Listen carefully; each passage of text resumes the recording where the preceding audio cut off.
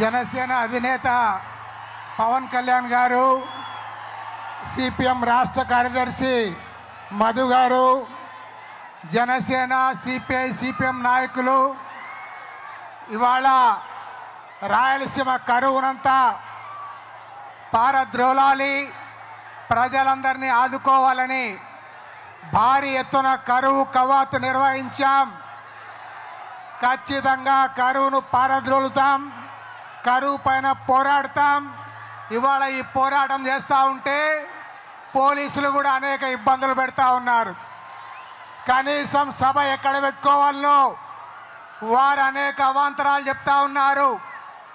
అదేవిధంగా ఇటీవల ఎవరైతే జనసేన పార్టీలో చేరారో ఆ మధుసూదన్ రెడ్డి ఇంటి పైన 100 మంది పోలీసులు పంపి వాళ్ళ ఇళ్ళంతా కూడా సోదాలు చేయిస్తూ ఉన్నారు. ఖచ్చితంగా చెప్తా ఉన్నాం, పోలీసులు కూడా తగు రీతిలో ఉండాలి.